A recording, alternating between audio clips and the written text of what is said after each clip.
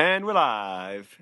L'chaim, Cheers. dude. Cheers. Happy birthday, first and foremost. Birthday podcast for Ephraim Hirschman, the host. That's right, dude. 29, man. 29. 29. In your 30th year of life, how do you feel? Ooh. Why'd I have to do that, man, in my 30th year of life? It feels good, man. It feels really good. I feel more, I feel as satisfied, I think, as I've ever felt on my birthday. Like, my birthday is usually a time where I beat myself up. Yes, I know. That's why I asked you. Yeah. And I'm not beating myself up today. I feel great, actually. I feel really good about my birthday this year. Anything you want to accomplish in this coming year? There's a ton I want to accomplish, and I don't even know that I will or won't. But I do know that I'm going to, that I feel like I'm doing everything I could to accomplish what I want to accomplish. Like, if it doesn't work out, it's not for lack of trying, and so that doesn't really bother me as much. Right. If Well, it if you doesn't give work the out. effort and you try and it doesn't work out, like, yeah, it sucks, but if I could spend another year being a present dad and a teacher and a salesman and a podcaster and, a proud, and growing Jew, then I'm happy, so, and a great husband. That's my Right. family member. But, like, it's just a matter of having, like, I feel like I have, like, my time and I have all these balls that I'm juggling. And I have to make sure that I keep them all in the air, and if they drop, I don't, break them. Do you feel that Like my guitar ball is, yeah, I was gonna say, about to break. Is like is starting to crack a little bit. that's what I was gonna ask you. Do you think anything, because you're involved in so many things, has taken a back seat? And if so, what? Guitar has. Okay, but that's so, like, Guitar if that's the thing to drop off, then that's the thing to drop off. Yeah, yeah, and and the truth is that even recently, I've been doing things that I feel better about in terms of, for example, one of the ways to get better at music in general is to play music collaboratively, as in to play with other musicians, to play in different environments, to experience different types of music, to kind of open your brain up and understand different, mechanisms Right. in which to play, and different interactions, right? Meaning it takes something to play guitar and drums and sound good at the same time. Correct. But you wouldn't, and you have to learn the collaboration aspect of music, not just the playing aspect. So it's more of like the spirit of it. Well, I don't believe that instruments aren't really supposed to be played in a vacuum. You mean by themselves? Yeah. Well, Some can be, yeah. but not all instruments are meant to. Definitely not. Yeah, for sure not. I think there's times where I'm listening to music where I want an acoustic, soft, solo instrument sound, and there's times where I'm looking for that big sound, that big band sound of like a bunch of instruments coming together. Yeah. I think that was my biggest, I wasn't going to say struggle, but growing up playing the drums, I loved it, but the two downsides were it wasn't portable. Mm-hmm. And Let's it take kind one of of just these sounded pads like a that we bunch have. of noises. It just sounded like when you play by yourself. When you play by yourself, so Mhm. like it's very hard to gauge how you're doing. But yeah, there's something more primitive about drums. There's something primitive about the thing of rhythm, which is probably more primitive than like a guitar or strings or even piano. Like, Because you're just banging rhythm, and banging. yeah, but just rhythm it controls like your tempo of your body. Because you feel it. You actually really do it's feel it literally inside. it's heavier I vibration. mean, think when you hit the bass drum, like you feel it. Yeah, but you feel drums more than anything a bass. Usually. No, I'm saying bass drum. The bass drum. Yes, the bass drum. Yeah, definitely. Is the center thing on the yeah, definitely. But like, for example, if you have like a movie and you're building suspense, you really just need drums, and you could really make an audience lose their minds. I mean, like, you could make it so tense. What do you think of this beer? It's good. It's farmhousey, right? I really like it. I think it's farmhouse, right? Yeah. You could definitely tell. It is. It's barrel aged in wine barrels for 2 yeah, years, I think. Yeah, barrel aged. It's really, really nice. These are the kind of the beers I think I'm going to be adjusting to sliding over to more than That's scouts. why I really feel like you would have liked any like the Fox Farm stuff. Mm-hmm. You're coming in end of December, right? Yeah. If Yeah, you don't have enough time, or if I could maybe come out to Muncie for a night, I'll save a few. Definitely, dude. It'd be great. It'd be great. Did I tell you I got my first Twitter post. I got Blocked? I got traction, not traction. What was it?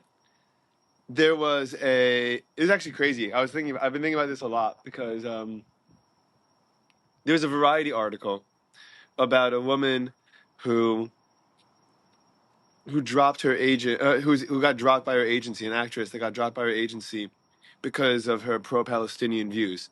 She's two Jewish agents, and they dropped her because she spoke and She was outspoken for the Palestinian people. for the Palestinian people in a way that her agents felt didn't line up with their values, so much so that they didn't want to represent her anymore. Oh wow! Right? So she posted that like she's playing her, that this is her perspective. She posted this is her perspective, and I guess she gets dropped for disagreeing, even though she's been political her entire life, and this is just one of the political issues that she's outspoken about.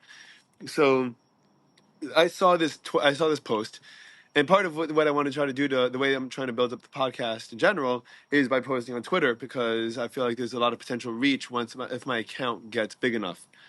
And part of the ways to build your account is to comment and to engage. Do you have a come together Twitter handle? No, I just have my own Twitter with the come together in the bio. And then I post the episodes there when I post.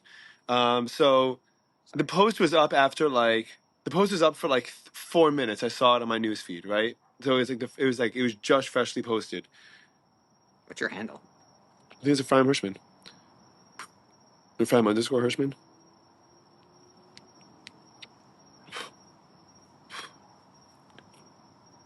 Nope, it is. Your Twitter handle is Ephraim. No, it's Hirschman F. F.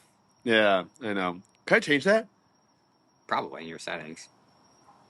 Okay. Yes, going back. So you're saying where you commented on. So I saw the post. Was just posted like 4 minutes ago, and there was like 8 comments on it, right? And if you want to get coverage, that's a perfect time to comment, right? Because that Variety is going to get a lot of followers and a lot of views. And if I'm and before people get lost in hundreds of comments being posted, right? If I'm the first 10, that's awesome, right? So I just posted. I responded to the post. She should have the right to say anything she wants without consequences, and the agent should have the right to represent whoever they want without consequences either. And I was like, and this shouldn't be a controversial thing. Like, she should be allowed to say whatever she feels like, and her agent should have the freedom to decide that whether this is for them or not. Dude, the post exploded. I mean, not exploded like in the thousands, but I mean, I was going from one post that was engaging with like 50 people or 20 people, or 100 people, to this was getting thousands. This is like 15,000 views, a couple hundred likes, dozens of comments. My comment. What were they? Positive, negative? They were so intense.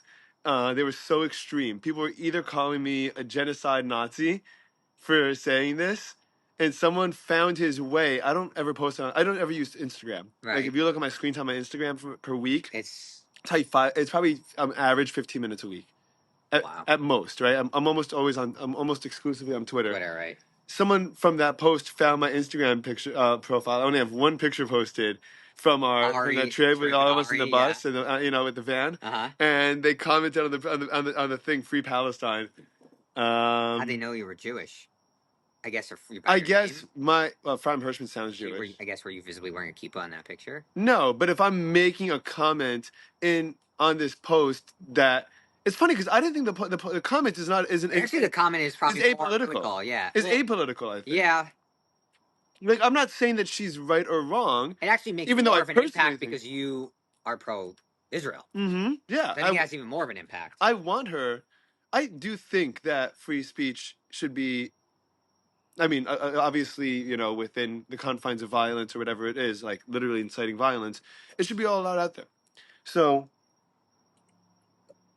Because I've noticed that when things aren't allowed to be said, they're just said anyway, except quieter, and they fester and they kind of build up and they take a life of their own, right? Like if you think about, if you tell kids they can't say a curse word, right, or a certain word, like if you just say that's a bad word and like it's insulting and mean and hurtful, they're probably not going to say it. But if you say you just can't say it and you're not allowed to say it, period, like they're gonna use it just like not around you. They don't want to get in trouble, and like Yeah. so if you tell someone you can't say certain things, it doesn't mean that people aren't thinking it. It doesn't mean that people aren't even saying it. It's just gonna be building like it kind of like builds up like a dam, and then one day it just like Explodes. explodes. Yeah. So I think there's an enormous value. Like I think it's happened with Trump. I think that people felt so strongly for so long that they couldn't say anything for him, and that people in Hollywood that are coming out now and saying like they're happy I or mean, in tech. my mom said my mom was right. She goes, my mom kept saying the entire election that there's a lot of closet Trumpers out there. They're just There's a scared ton. they're Yeah. just scared to come out. But that's what censorship does. Stopping people from being able to say that they like Trump or causing people to self censor doesn't make people dislike him. It just makes it like it just starts an underground revolution instead, and you're gonna have to deal with the consequences anyway, one way or the other. So I think get it all out there.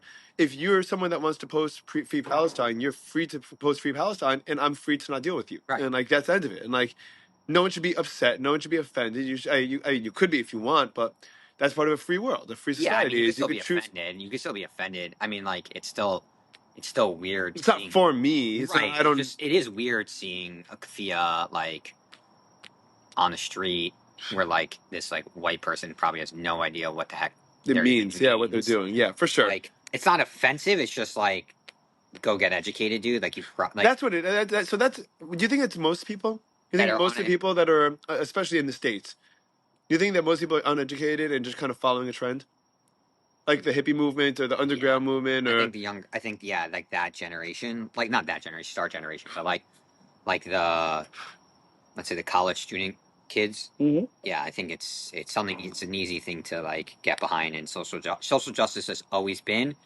a thing of let's say progressives, and they've kind of turned this into a social justice movement almost per se. they try to. Yeah, The problem is that the fact that a lot of times, like the basic premises, they don't sit with them.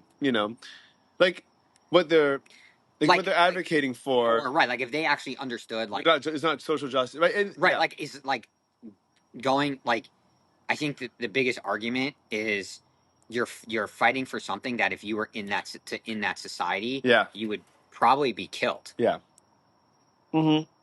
People don't know what that means, though. I don't think people don't listen to that argument. People don't know what that means, and they don't. And like, you could tell someone that, but no, if they're not willing to like understand it, then you could talk till your face is blue. Nothing's gonna change. Nothing's I gonna mean, change yeah, your definitely I mind. don't. Yeah, that's why I don't really engage with any like, and it's terrible. Like I don't You can tell. Oh, engage so in discourse, but so yeah, in this whole thing, right. there was someone that responded with like a relatively thoughtful response, and I went back and forth with him a couple of times, and we ended up pretty much agreeing. Did you get more followers out of this? I don't think I did, but my other posts have been getting more traction. Apparently, one of the ways the way to do that is to basically comment early on big accounts, get people to see you, but make sure that your comments. It's funny, depending what you want your reputation to be. Your comments could either be more decisive, more divisive, or more thoughtful, right? And obviously, I think divisive gets more followers quicker, Right, right? If but you you're post extreme things like she's a hoe that should be dropped, right? Someone will be like, "Oh man, I agree," or "I hate this guy," and like it gets like a visceral reaction out of people, and you're more likely to get more coverage because of that. crazy. That's where we've gone. Yeah, but then there's also thoughtful content where a lot of people that are the real users that aren't like bot users or trolls will see a thoughtful comment and be like, "Oh, this person seems like he has something intelligent to say. Let's follow and see what he does." So I'm obviously trying to embody the second Yeah, one. I'm obviously not trying to do the first one, but I was talking to someone recently. I was talking to someone that was on my podcast that said that the way that he got famous was being divisive.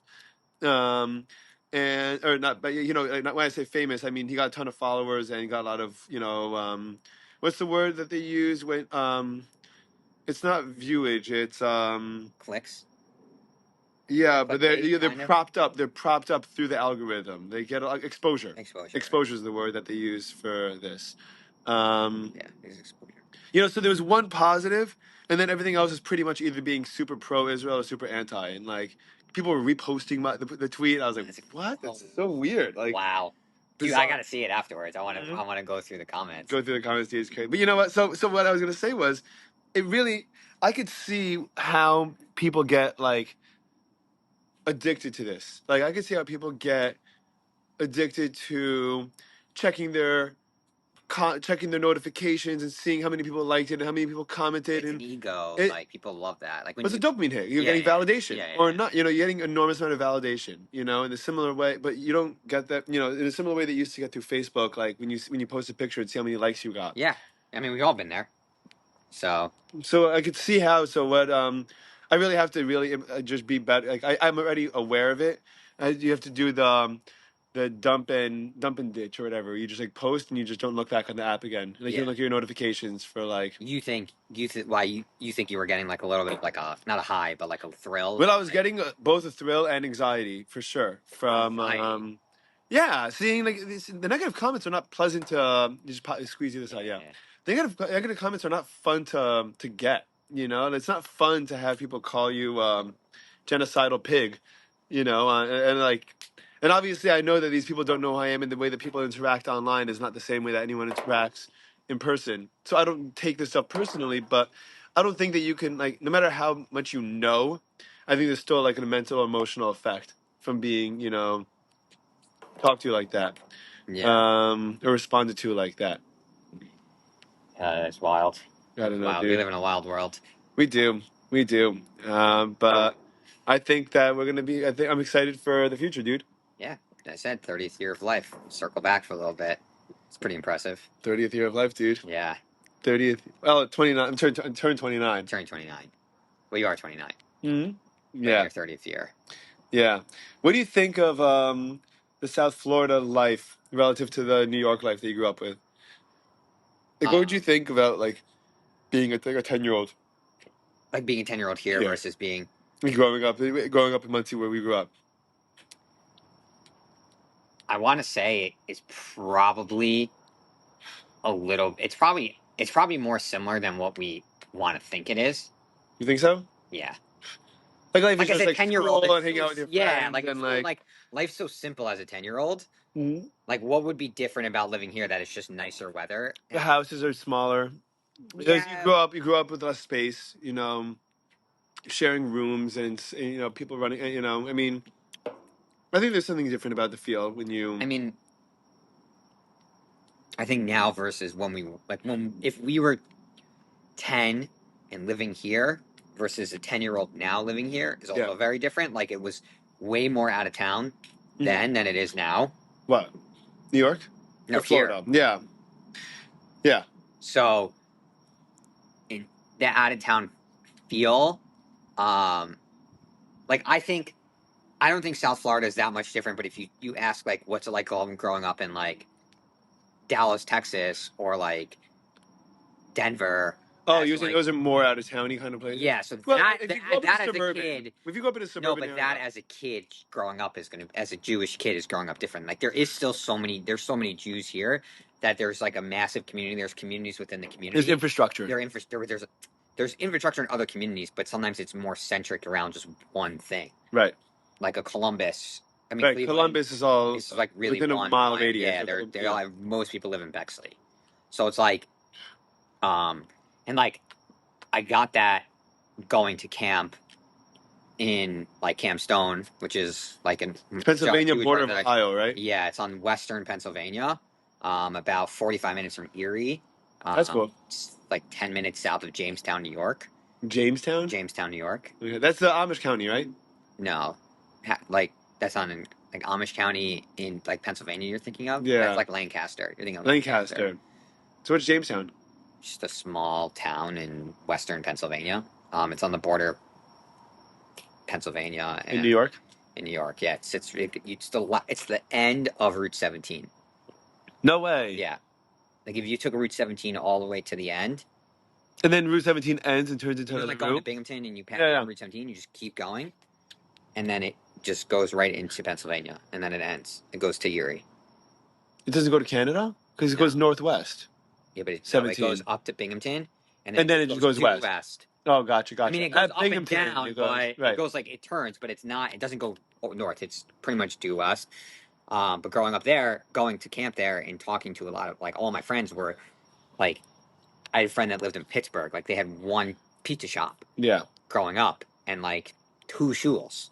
It's so interesting to think about living in a place like America and being restricted to one pizza shop as like a group of people. Like let's say there's a couple of thousand, a couple of hundred Jews there, a couple of thousand Jews in Pittsburgh. If there's one pizza shop, at least for those couple of thousand people, you live in America, and there's only one option of places for you to go out and buy food. Yeah, Americans probably actual like Americans can't like non-Jewish like Christian whatever can't fathom that. Yeah, you can't. I think people have a hard time. I think a lot of people have a hard time with that. Like the inconvenience of like having restrictions on the food that you consume. It's probably very strange. So yeah, so those kids like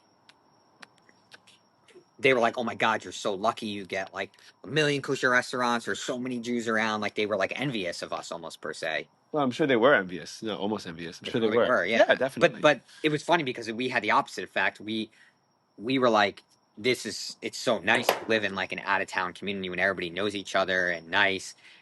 And I think that's kind of shaped like where like even I probably want to end up. I mean, again, it's only gonna be 50% of my decision at the end of the day, but Yeah. um, There's also the what do you call it? I think that I think people put a lot of stock when you kind of make decisions in life. You kind of take a risk between the potential. You kind of have to find the balance rather between potential of the place and comfort. Because I think the more the more established and comfortable something is, the harder it is for you to make it there, right? Like you have a big place like Muncie, or like Brooklyn or Lakewood or city, even Florida, the city, right? And you have, you know, hundreds, millions of Jewish families. It's very hard to feel like you stand out in any kind of particular way, yeah, and to kind of make your own place, right? But there is an enormous amount of conveniences of having that enormous infrastructure.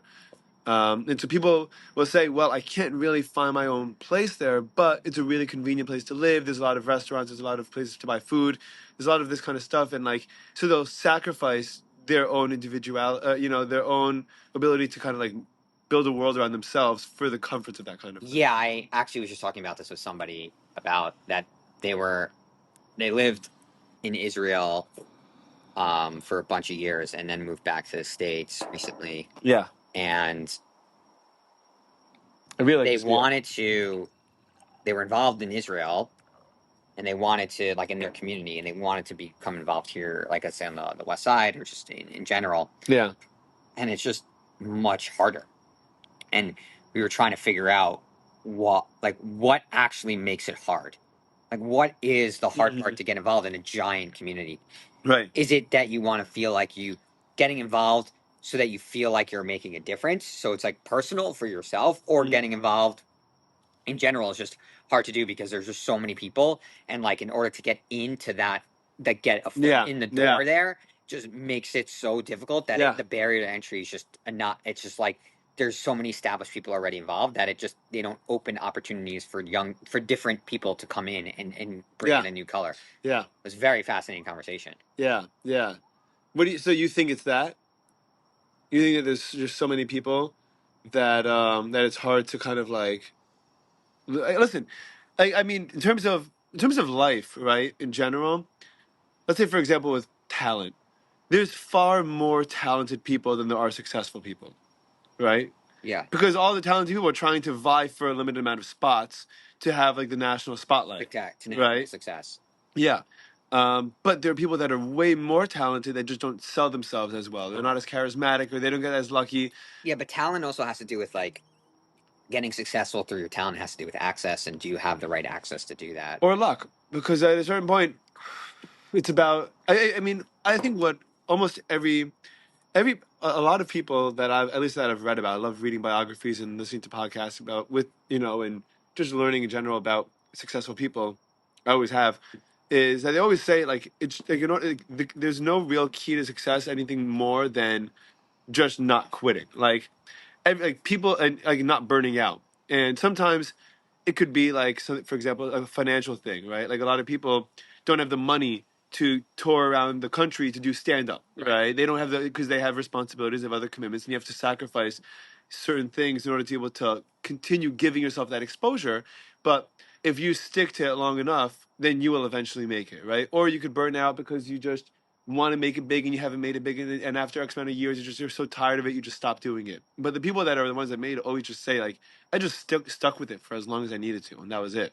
Yeah, You but know? I think going back to the original comment in the conversation that we're having, I think it's a it might be like a cop out kind of answer. I think it's a combination of both. I think it's hard to get into because no one they don't there's the community itself is not really seeking, like so many people are doing it, or like that's what it seems like, that it doesn't seem like they're I got on you.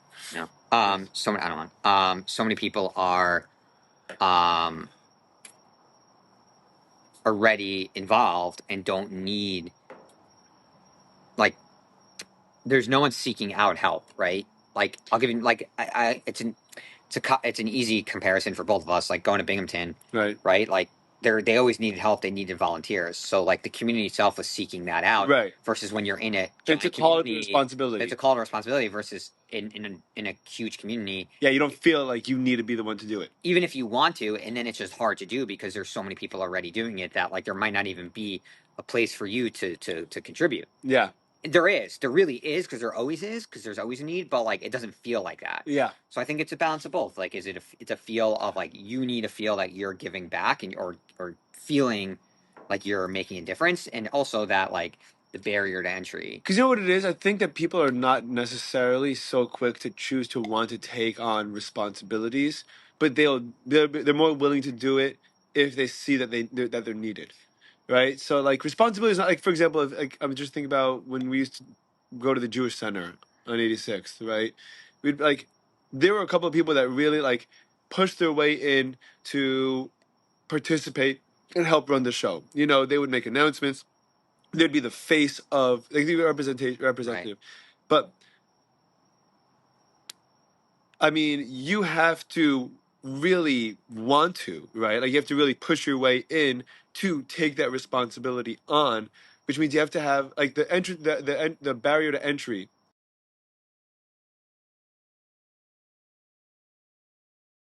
for some reason. um the barrier to Barrier to entry entry. is higher. But in a smaller community, the barrier, you know, you don't have to work to get that responsibility put on you. A lot of times, it's like Right. That's what I was saying. there's a vacuum. Who can fill it? Right. Yeah. Yeah, We need yeah, somebody to run Tom Place shop, like whatever, yeah, to yeah, run yeah, to run communal meals, like to bring communal meals to people that are in need. Like, yeah, yeah, okay, fine, easy. Let's like a fry immersion. Let's do it. yeah, But also I think as we get older, we have so many more responsibilities within our own personal lives yeah, that it's also makes it harder for sure. to do. So that's why I actually give so much credit for the people that do get involved later in life when they have like a million things running around Hmm. and going on, because you have to carve out time somewhere.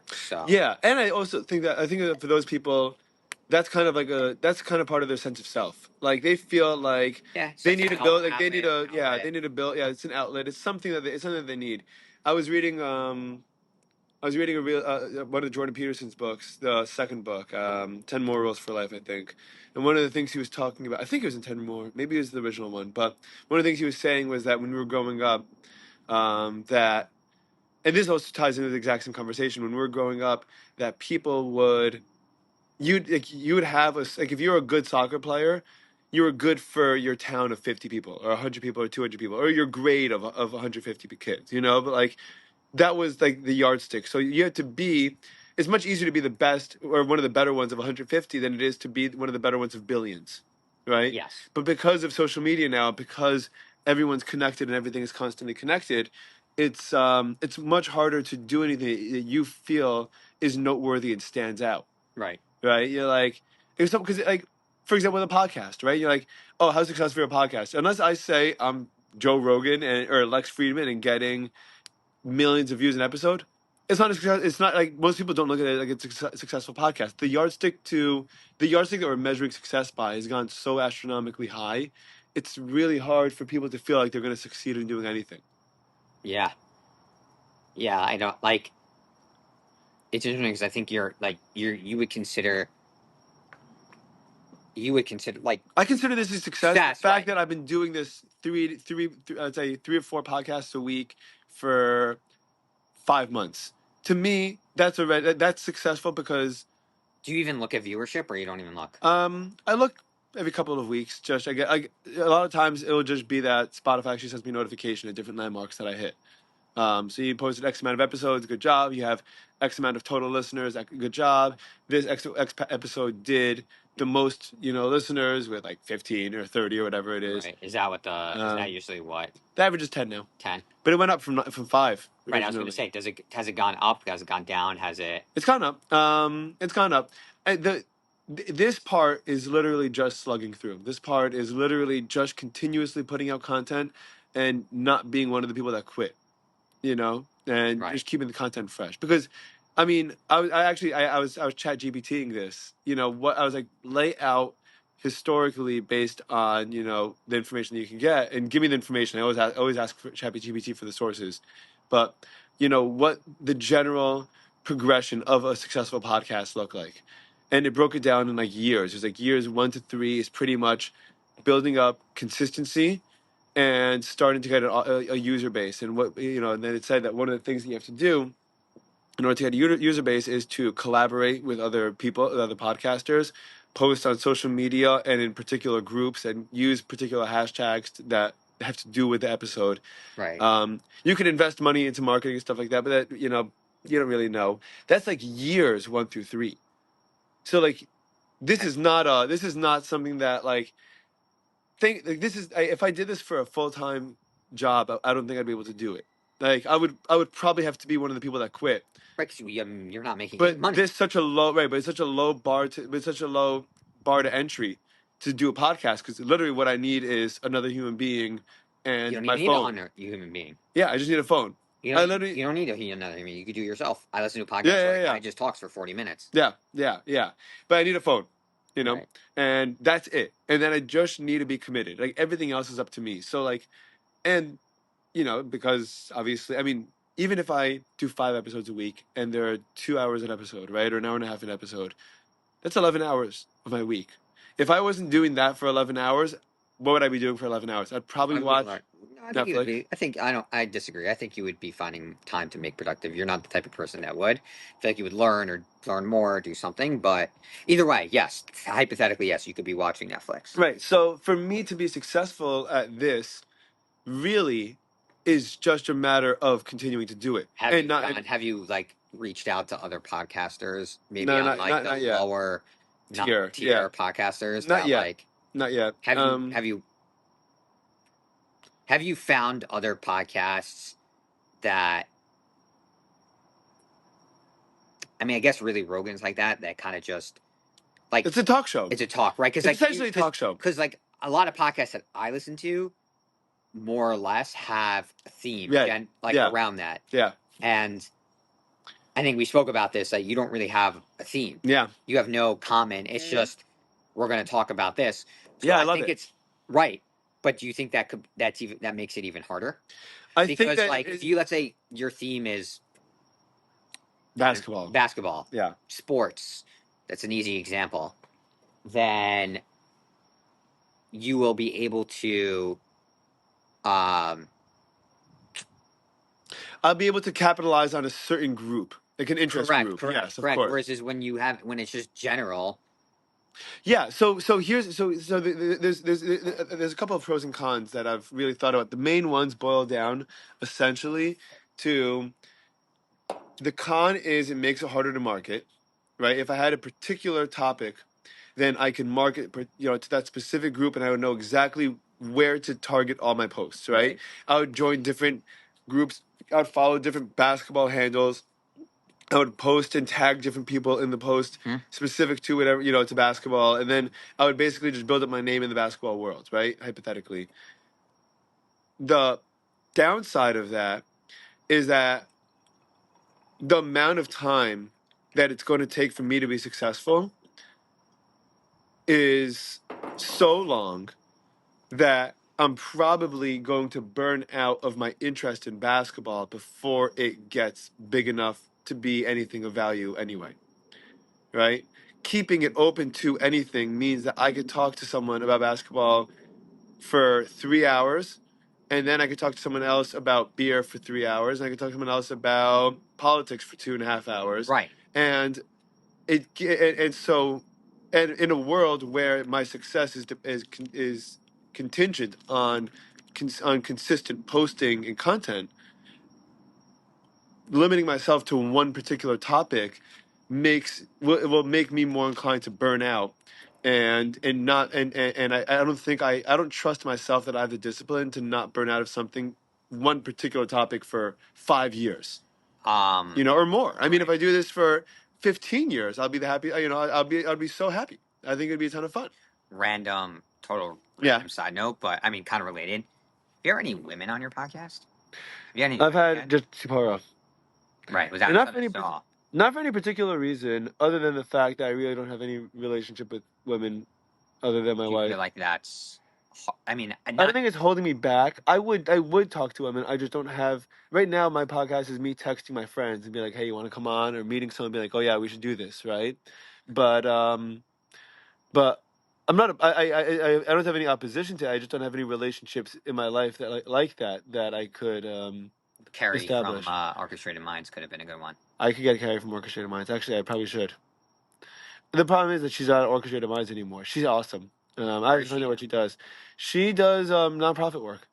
No. You have her contact? Can you get in touch with her? I think I could get You go to touch through Orchestrated Instagram. Minds, right? Through Instagram Oh, also. So yeah. Yeah. I want to get Davey on. I would love to talk to Davey and Jamie, his wife. Just talk about what was it like starting the brewery, what their lives were like beforehand, what it's like, Right. what it's been like. Yeah. There's I'm not and hopefully as it grows I'll have the opportunity to get a ton of women on. I mean, I don't have it's it's just that I don't have any relationships right now with I think it opens it. people that would be opens a different perspective. Like totally. I think but it would give me a ton more to talk about. Exactly. A ton more to think about. Exactly. That's what I'm saying. That's why I asked. Not even from like a sexist kind of like equality type of perspective. More just from like it's 50% of the population that you're not reaching. Mm-hmm. Yeah. So hopefully the podcasts that I put out are just interesting. Like I started doing my posts instead of just posting the podcast. I post like just bullet points or dashes of what it is that we talked about, and hopefully that will pique people's interest if it's a topic that they're interested in. Like I've had posts, like I just said, like we talked about shrooms or AI, right. and like a random handle that like there's like a shroom enthusiast, is like in a comment like, "Oh, shrooms are a great way to do blah blah blah," and I'm like, "Okay, that's great. Thanks for your feedback." Yeah. Hey girlfriend, want to join our podcast? No. Listen. So we're talking about Zack is telling me that he thinks that the fact that I don't have women on the podcast might hold me back. Because he said it's 50% of the population. You should have women. That's right. I agree. He should. Because it's just so many people that you're not reaching. And I even said it's not from like a sexist, not even from like an equality perspective. Just it's literally 50% of the population Zack that is you're not for equality. No, I am for equality, but it's a different conversation. Correct. That's what I'm saying, and it gives him more things to think about and do because it's a totally different perspective on life. Yeah, you don't like that? It's like green tea. I think it's nice though. Barrel aged. How's Pilates? It's good. So yeah, I think that's why, because I was looking through your guests and I'm like, but I have a lot of fresh guests, but I have a lot of fresh faces. You have had a lot of fresh faces. I didn't listen to Tsipora's. What did you think about that one? It was fun. I mean, it's interesting because as siblings we never talk for an hour and a half. Right. So it's funny that we did it for a podcast. Like I don't know, like when do you like? I mean. You hang out if you're hanging out with your family. You hang out with your family. You're not sitting in like. You could get Lisa Fishman. Ooh, I should definitely get Lisa Fishman. She's successful, and she has so much to say. Such a personality. Yeah, for sure. That's a great call. Welcome, Rachel Hirschman. I wonder if she's upset that I haven't asked her. Yeah, Rachel Hirschman will have a lot to say. Did you? Ism. Izzo did. Izzo got her on. Don't Yeah. worry about it. By the way, I still think he should. I think you should bring it back too. I think there's such a need for it. It's such a great idea, and it was such a great space. If I tell him I want to do it, he will do it. What, the podcast? Yeah. If I said like let's do one, like Let's let's do an kick episode. off and we'll kick off your new season, he would do it with me. But I don't feel like I'm ready to talk about some of the stuff that he wants, like that we could touch. Yeah, but Yeah. Okay. Eventually. But there are plenty of mental health things that you could talk about. You know, that you don't have to get completely down in the weeds. You know, like right. But I think that gives context. So, and it makes it a little bit more relatable. Not sometimes, relatable, but there's so many things that you could talk about in your life. Yeah, for sure.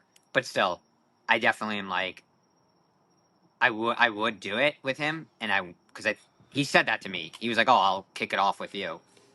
I mean, who knows if he'll actually do it? Because No, I'm sure he'll do. I hope he does it. I think he was really good at it.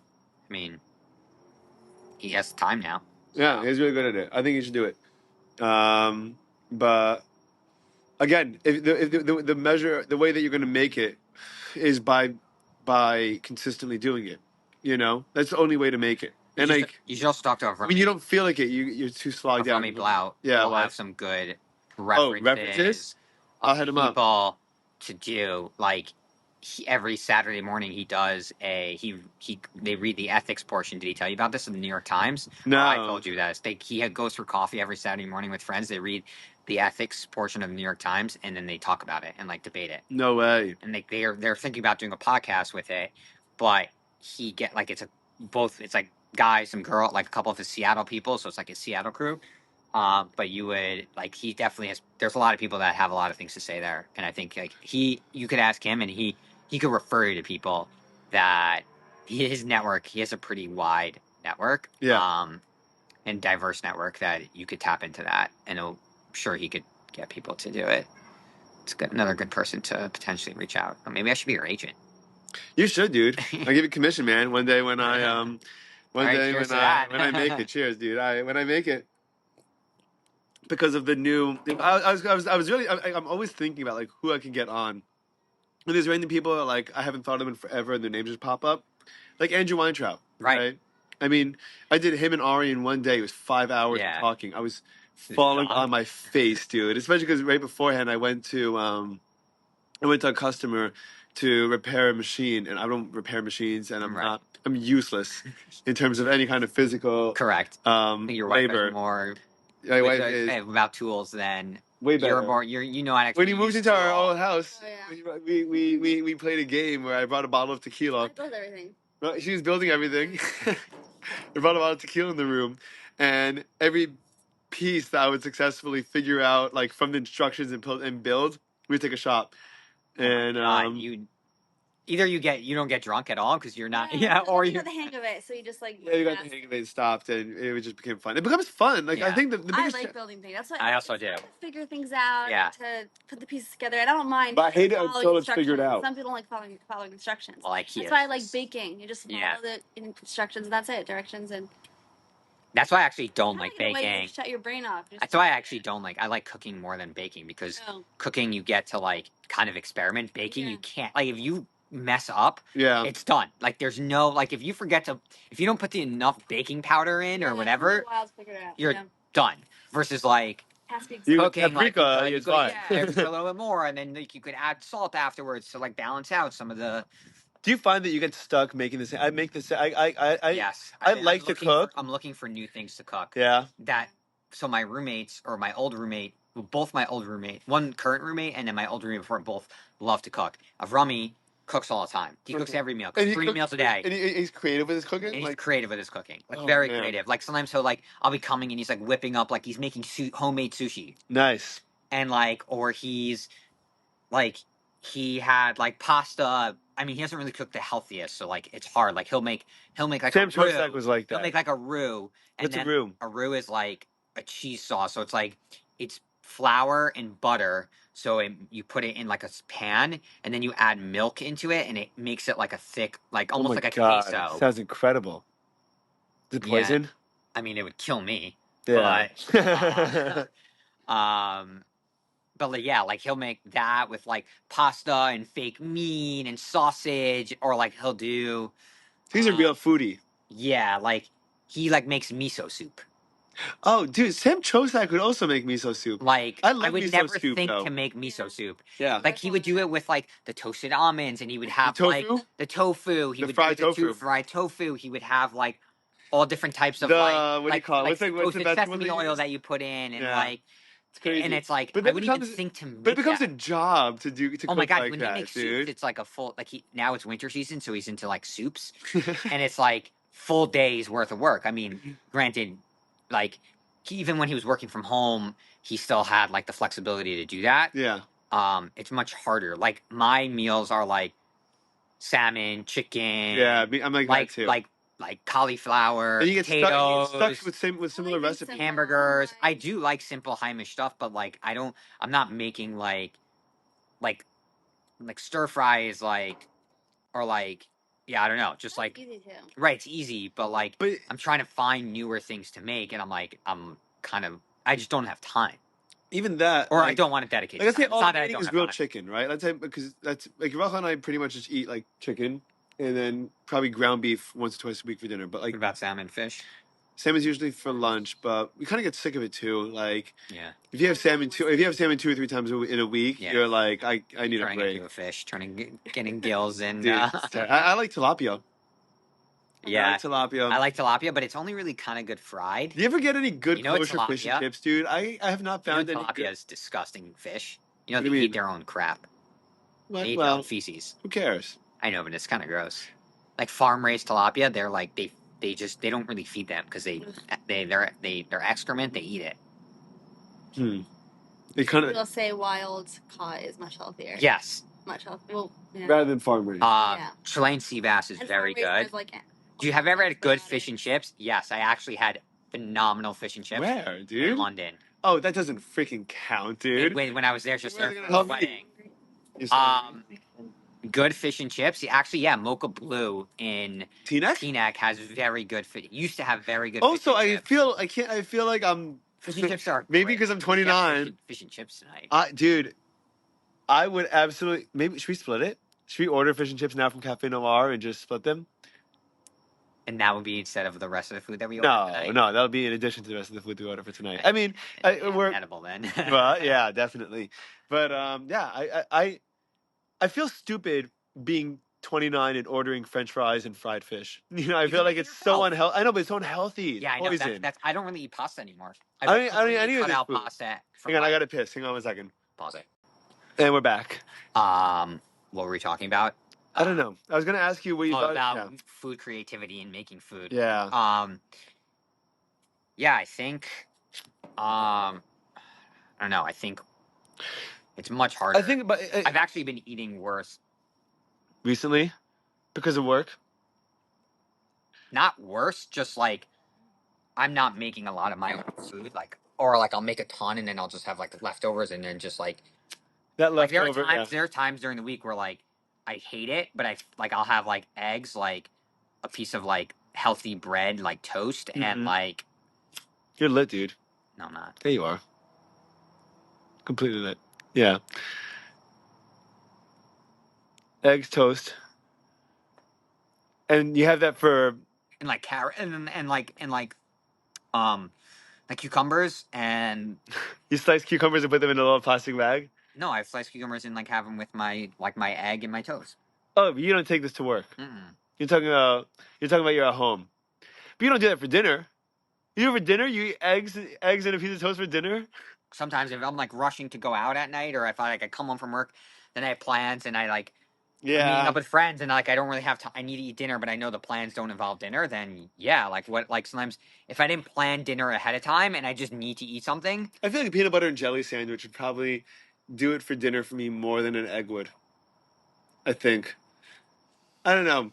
I mean, even a deli wrap. yeah, but an egg is so much healthier. I know. Yeah. Than peanut butter. Like I mean, you are Chocolate busier at Crustal is like nights. 400 calories. You do things at night.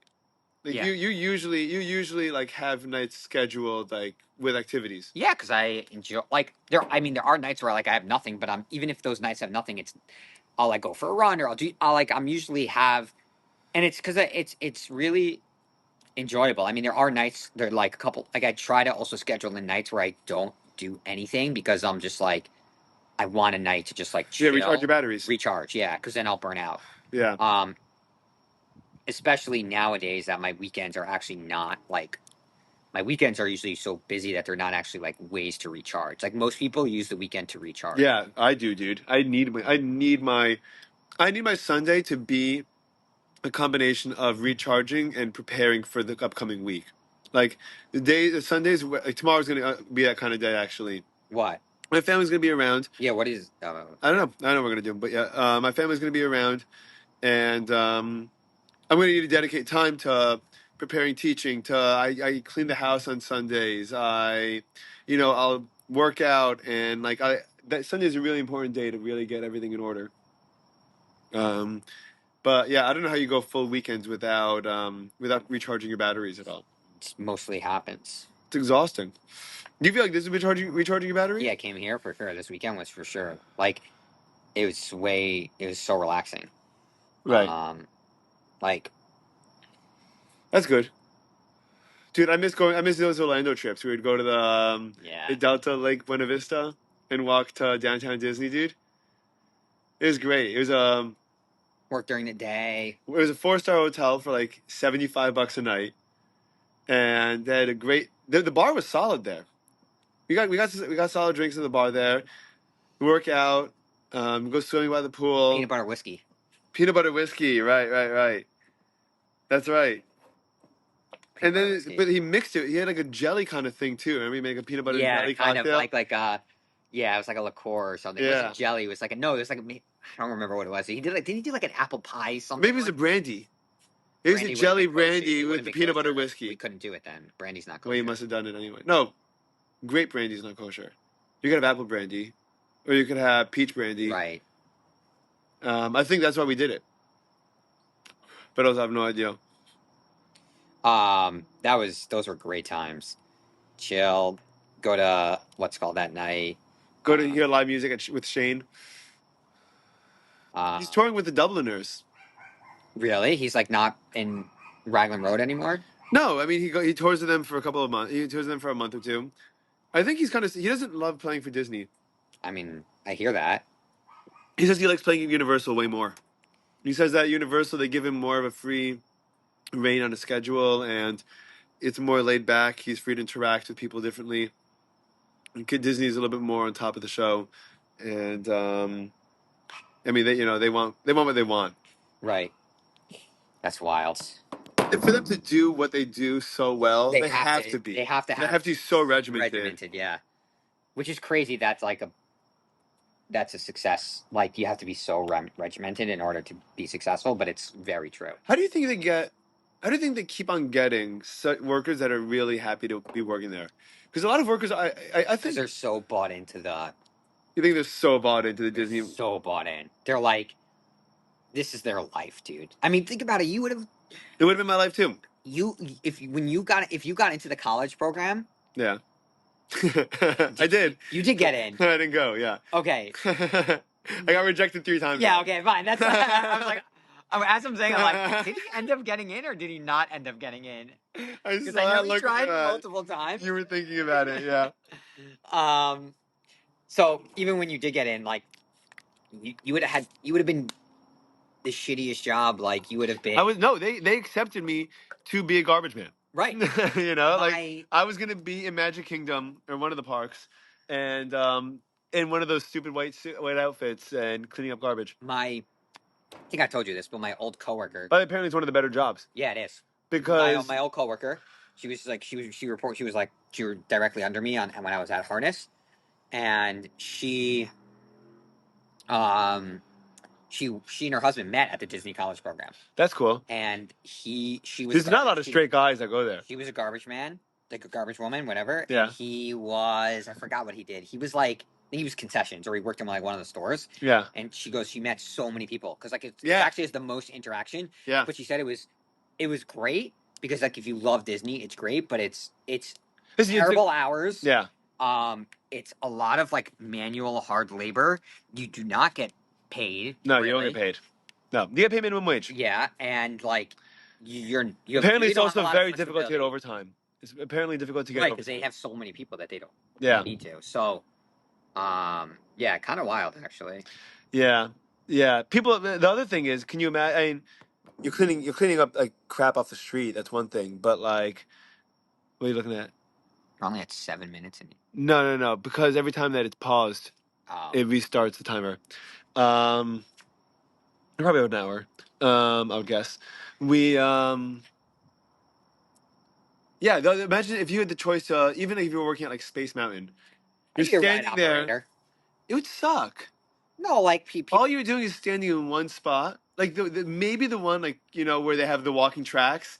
That might be okay because like you're Yeah, you're the you're, Haunted you're moving Mansion around when all they're day. like Yeah, walking. exactly. Yeah. You're moving all day. But like the ones like for It's a Small World, you're just like standing in one spot for a 10-hour shift and just letting snot-nosed kids and overweight adults on is like it's such a crappy way to spend your day. I feel like you can clean up garbage, but you get assigned you get assigned everywhere. Right, you have to go everywhere. You're the whole Yeah, park. yeah, you're the whole park. It's fun. Yeah, I It's a still think shame I didn't do it. but I you kind have of to be I so. kind of regret that I didn't do it. I think I don't think you would have liked it. I think I would have liked it. I think it would. Like, I think it I just think I would have been hated if really I saw hard. anyone that I knew.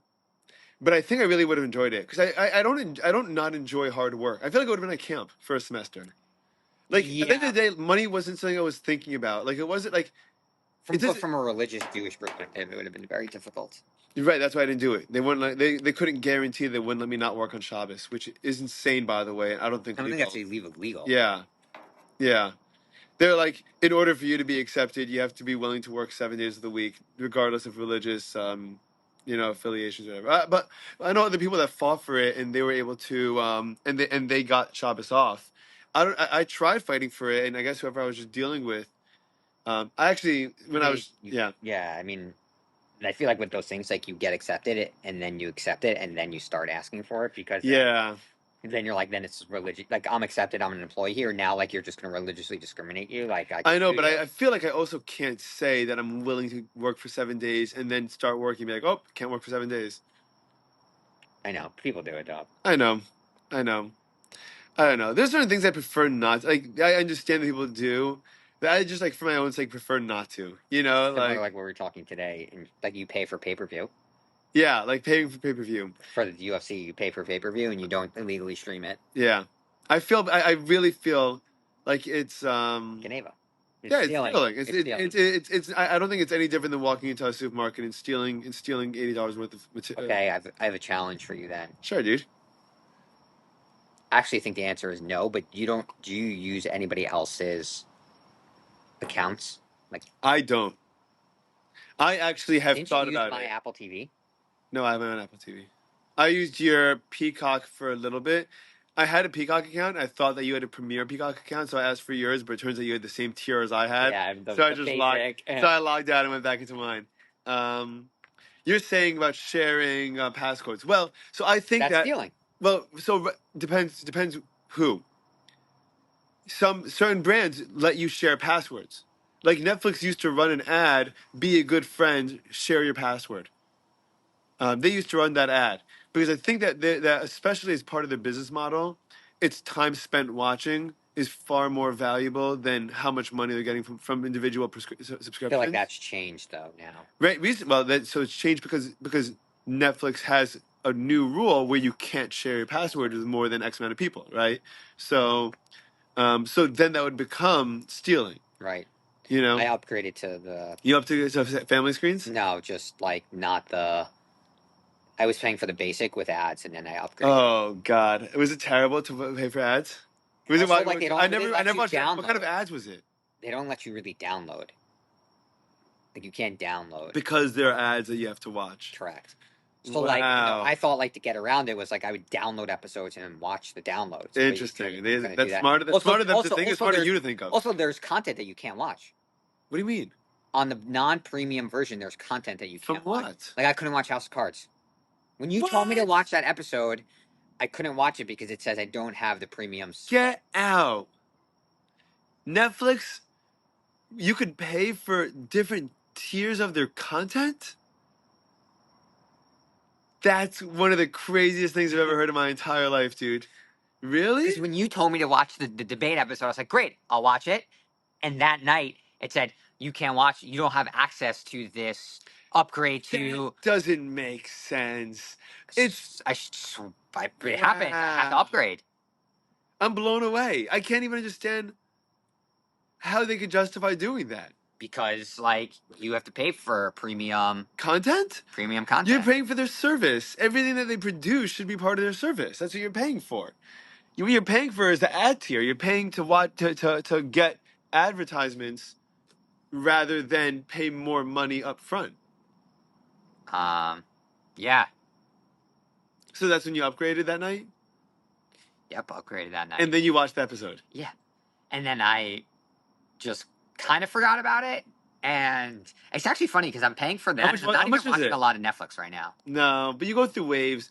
Like Netflix will go through waves where they just put out like bangers for 6 months, and then they'll be like dry for 4 months. I know. You know? Like right now, I'm not. Yeah. I usually watch like 1 or 2 streaming services at a time. Right now, I'm watching Hulu and Apple TV. You watching Shrinking? No, I just started Silo. Oh, is it good? It's solid. It's solid. It's interesting because Rachel and I noticed this about. Did you watch the morning show? No, I didn't. I couldn't get into it. I watched I think 2 or 3 episodes. I didn't like it so much. I don't know. It didn't speak to me. But I we were not. Rachel's not a fantasy person, like by any means, or Right. sci-fi or anything, right? And we watched. She's not really even a history person so much.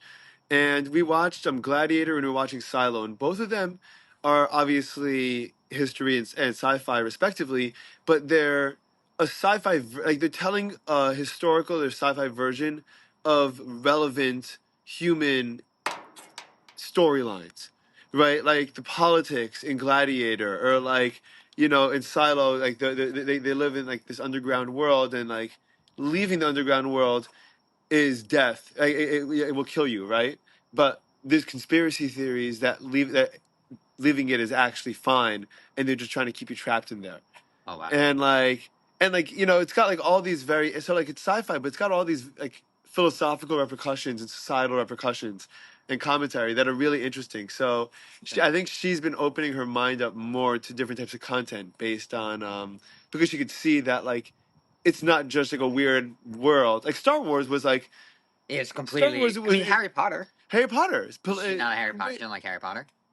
No, but if she watched it again, I think that she would understand like the different tones, like the idea of like Voldemort killing everyone that's not a wizard, and like what that means, and like what the implications are. I can't wait for the HBO. It's gonna be so good, dude. I have my hopes so high for that. I think they they're know gonna it. knock it out of the park. I think they know that what the expect like they. And they backed her up, by the way, because she's apparently controversial. Who? J.K. Rowling Uh-oh. is apparently controversial she's a super feminist and very anti-trans, because she feels like trans impedes on female rights, which, I mean, the argument kind of it seems to make sense to me. I don't know. She's like, whatever. I don't get too into it. I think that's going to be great. But HBO backed her up. Like they said, like they put out a statement saying, regardless of, her opinions that HBO does or doesn't agree with or align with, we still feel like she's like the person to work with and going to create the best content. It's going to be 7 seasons, I think, right? Yeah, it's gonna be like it's gonna take. I think it's gonna be over a decade. It's gonna be over 10 years. So I could see like. They could probably do 2 seasons with the 4th book with the Triwizard Tournament. Or they could probably do 2 seasons. I mean, Deathly Hallows, they definitely could do. Deathly Hallows, 2 seasons for sure. Yeah. Order of the Phoenix. There's a lot, like the books 5, 6, and 7, 4, 5, and 6, and 7 are really huge books where like you could really pack a lot of content Even in. the first one, like I think if you want to give you could give more like leeway and background than Harry. Yeah. Like I don't know if they're gonna. You don't think they're gonna stick exclusively to the books? I don't know. I'm very curious. That'd be so interesting if they kind of just added more dimension, like more to the storyline. I mean, than what the books had. I mean, obviously the movies miss out on a lot of things in the book, but like, the movies are awful. I always thought the Harry Potter movies were just trash. Are they missing out? Like, are they missing out on so much? Like, Yeah, they are. They're does the missing out. movie They are skip missing out on so much. that much? That's Because enough for a season. yes, yes, yes, Okay. yes, yes. I mean, I agree The with only you. I reason just asked, why I was no, the posing a reason the question. reason why I think that is because the movie is basically their attempt at a live action highlight reel of the book. Yes. But the book is not necessarily an action book. It's a character driven book, and when you have so many characters and personalities and dynamics, that's where the storylines and the episodes come It's together, gonna be right? very weird to not see like Daniel Radcliffe as. Dude, Apparently, I saw that they've like over like I think like thousands of people like have yeah. I auditioned. think 15,000. People have kids have auditioned for Yeah. this role, and they haven't even started filming yet. No, they're filming 2025, I've been set set to to release release 2026, 2026. which means set to release 2027 N- probably. n- Uh, I mean, I hope things go smooth. I don't know if it necessarily I think has to Dune go came that out pretty slow. quickly. Yeah, I think it depends. I mean, obviously it takes a lot to Did you fall watch into Dune? place. I didn't. Do you watch Dune? I didn't watch the movie. I watched the first one. I just couldn't watch it. I watched the first one. I wasn't too crazy about it. I thought it was fun. I wanted to watch the second one, and I just didn't get around to it. Like, I feel like I have to have a night where I have to just be in the mood to watch a sci-fi movie and like put away my phone and just like be involved in the scene. But I don't have those nights very often. Right. So yeah, I'm watching like right now. I'm watching The Wire. So like right now I'm all in on HBO. You got to be very zoned in for that. I mean, it's You got to pay attention to I everything. watch like it's right before it's like my episode I watch before I go to sleep. So like but I also You watch. I'm also You watch psychotic and I season can 3. pause in the middle of an episode. That's not psychotic. It's more psychotic to pause at the end of an episode because that's when like things start really building up. Like what I'll do. No, I'll do like halfway, like or I'll watch like the first like before like the theme song goes on, and or Yeah, like I'll watch where it even after that continues the and end of the last episode. and Yeah. then like pause it or like get to a point where like okay they're changing scenes, and then like stop it there. Yeah. Yeah, I mean I was watching it and then I stopped watching it because there was like a lot of other things on. There was a lot of sports going on in the holidays, and then now I'm like back into watching it. You're Now. season 3. I'm like I have 2 episodes left of season 3, and I'll finish them probably on the plane tomorrow. So I heard that season 3 really picks up a lot. Yeah, so because they introduced relative to the first season. They also introduced a really major character in season 3, and the reason why is because the writers of the show felt like they were really into portraying what the real drug like culture, yeah. not culture, but like the drug World. war on drugs is going on. Also, each season portrays a different part in the war on drugs. So like season 1, it like just introduces you to characters, the main characters, and it talks to just like you get introduced to like what drugs are and how they're dealt, and there's like different there's different like The kids gangs and working for different him, like yeah. territories, and then there's like cases through each season is a case basically. Season 2 they go to like the port of Baltimore. Season 2 is like the worst season, but they Oh, it's the introduce worst in like terms of quality, you think? yeah, it's also like doesn't really have to do with the rest of the show, but they introduce I like think it how almost do all these drugs get there? They go through the port Yeah. of Baltimore and all the corruption that's in like the port. That's you cool, learn, though. So you learn about that. Season 3 talks about like political corruption. Season 4 is all the corruption that's in the education system. So it like goes into the schools in Baltimore, and then season 5 kind of like culminates everything. Dude, when there's so much corruption everywhere, like how does anyone like And how does investigating journalists have any hope for anything? A lot of also the characters in the show, they got off the streets of Baltimore. Yeah, because he was a real journalist. So the writer of the show was a journalist for like 20 years before he wrote the show. The character that the main drug character in the show is Avon Barksdale. He's the like the kingpin. He's like the big. That's Idris Elba. No, Idris Elba, Stringer Bell. Oh. But he's like his secondhand man, and like obviously whatever. I'm not going to ruin the show, but like, and his so the person that Avon Barksdale is based off of actually is a minor character in the show, and he's like a pastor. But he like was in prison for 15 years. Wow. And he's like, that's who the show is kind of like based around, like loosely based around like his like drug, like his drug, like as being like a drug dealer, like the main drug dealer. It's which is crazy how many different aspects of society it impacts. So good in that show. He's a great actor. He's so talented, dude.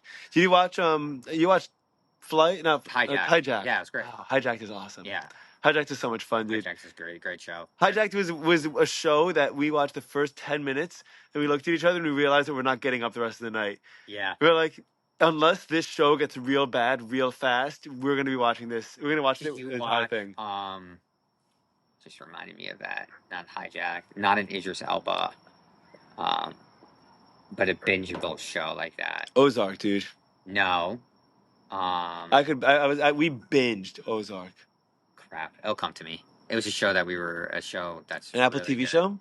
Apple TV content's pretty good. They never make any money. Did you watch Tehran? No, I heard about that. Very good. Oh, The Night Agent season 2. They're coming out.